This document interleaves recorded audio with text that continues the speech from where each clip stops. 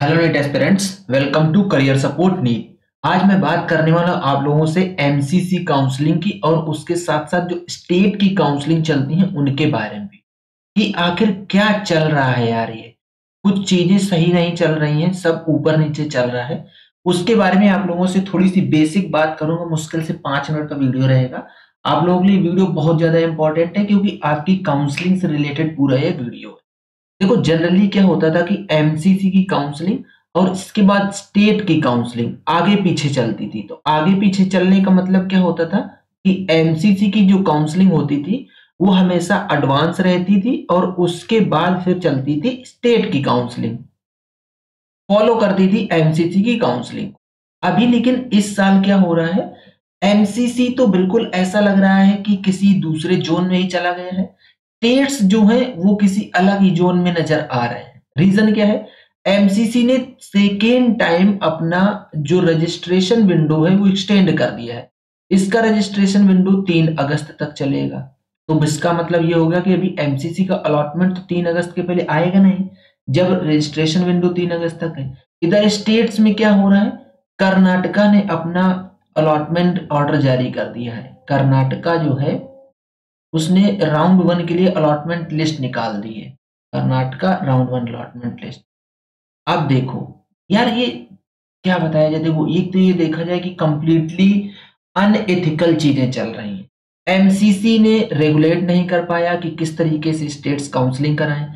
इन सारे के चक्कर में लॉस किसका हो रहा है, लॉस हो रहा है सिर्फ और सिर्फ स्टूडेंट्स का, स्टूडेंट्स एंड पेरेंट्स का।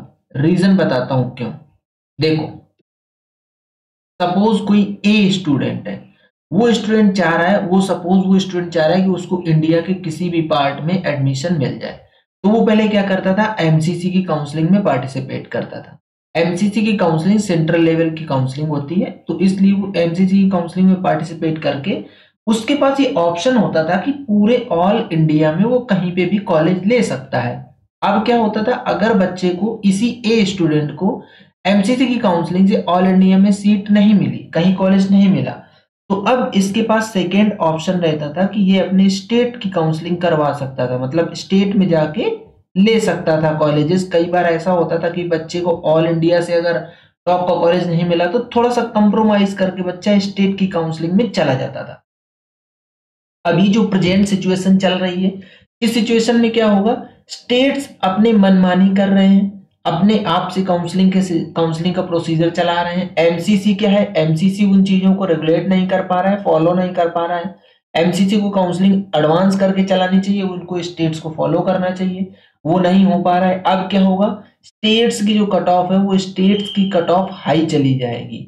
स्टेट्स की कट ऑफ हाई चली जाने से क्या होगा कि जो बच्चे, जिन बच्चों को ऑल इंडिया कोटा से टॉप कॉलेजेस मिलना चाहिए, अब वो तो क्या करेंगे, वो अपनी सिक्योरिटी के लिए स्टेट में कहीं ना कहीं एक सीट होल्ड कर लेंगे, क्योंकि एमसीसी की काउंसलिंग तो अभी चल नहीं रही। अब बच्चा यहाँ पे भी सीट होल्ड की है, उसको एमसीसी की काउंसलिंग भी करवानी है।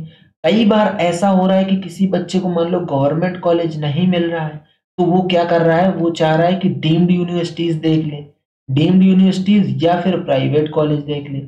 अब इनकी बात कर लेते हैं। डीम्ड यूनिवर्सिटीज में भी भैया फीस मनमाने तरीके से ली जा रही है।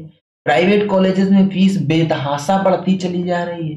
कोई रेगुलेटरी नाम की कोई चीज नजर ही नहीं आ रही है कहीं पे कि क्या चल रहा है यार। यूपी के अंदर देख लो, यूपी के अंदर जो फीस बढ़ी भैया, कहाँ एक कॉलेज की तो 19,80,000 समथिंग के आसपास फीस चली गई। अप्रोक्स 20 लाख रुपया पर ईयर की फीस चली गई है। 20 लाख।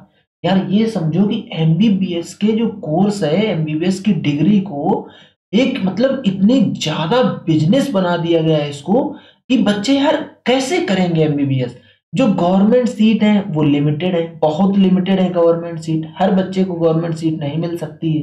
किसी तरीके से पेरेंट्स सब कुछ अपना दांव पे लगा के बच्चे को कोशिश करते हैं कि प्राइवेट एमबीबीएस करवा देंगे। तो हर साल फीस बढ़ती चली जा रही है। इस साल तो कुछ ऐसा लग रहा है कि फीस पे तो कोई कंट्रोल ही नहीं है गवर्नमेंट का। अनलिमिटेड फीस बढ़ाई जा रही है। कहाँ हम लोग बात चल रहे थे कि पार्लियामेंट में ये बोला गया था कि नंबर ऑफ सीट्स बढ़ के आएंगी। यहाँ नंबर ऑफ सीट्स बढ़ना तो बहुत दूर की बात है, जो सीट्स हैं उनमें ही फीस का कोई चक्कर ही नहीं पता चल रहा है कि फीस कितनी बढ़ने वाली है। Number of seats continuously decrease होती चली जा रही हैं। तो ये क्या चल रहा है एमसीसी में, स्टेट्स में, कुछ पता नहीं चल रहा है। अभी देखो एक और चीज आपको बताता हूं। जो एमसीसी, एनटीए से शुरू करते हैं, एनटीए, एनएमसी एंड एमसीसी, ये तीन बॉडीज हैं। एनटीए क्या करती है, इसकी जिम्मेदारी है नीट का एग्जाम करवाना, ये नीट का एग्जाम करवा देती है। एनएमसी क्या करती है, कॉलेजेस को अप्रूवल देती है, कॉलेजेस को अप्रूवल देती है। और एमसीसी क्या करती है, काउंसलिंग कराती है, काउंसलिंग कराती है। ये तीनों की तीनों बॉडी कंप्लीटली फेल्ड नजर आ रही है। एनएमसी क्या कर रहा है, अभी सो के जाग रहा है, कहीं इस कॉलेज की परमिशन डिनाई कर दे रहा है, कहीं उस कॉलेज की परमिशन डिनाई कर दे रहा है। भाई पूरे साल से क्या कर रहे थे, पूरे साल से आपने क्यों नहीं एक्शन लिया? एनटीए तो महान है ही है भैया, एनटीए का तो कुछ कहा नहीं जा सकता है, किसी तरीके से एग्जाम करा देता है और बस अपना पीछा छुड़वा लेता है कि अब हमें माफ करो, हमें क्रिटिसाइज करना बंद करो। सेम इस बार वही हालत एमसीसी ने कर दी। एमसीसी का काम था कि स्टेट्स के साथ में पूरा का सिंक्रोनाइजेशन करके बैलेंस बिठा के काउंसलिंग शेड्यूल जारी करना है। स्टार्टिंग में तो इन्होंने स्टेट्स का भी काउंसलिंग शेड्यूल जारी किया, बट कंटिन्यूअसली ये डेट एक्सटेंड करते चले जा रहे हैं। सुनने में ऐसा आ रहा है कि एनआरआई कोटा की वजह से ये डेट एक्सटेंड कर रहे हैं, क्योंकि एनआरआई स्पॉन्सरशिप की वजह से कुछ लोग कोर्ट में चले गए हैं, या गवर्नमेंट में क्लैरिफिकेशन नहीं है, स्टेट्स गवर्नमेंट के पास क्लैरिफिकेशन नहीं है एनआरआई स्पॉन्सरशिप का क्या करना है। इसलिए एमसीसी कंटिन्यूअसली अपनी रजिस्ट्रेशन डेट एक्सटेंड करता चला जा रहा है।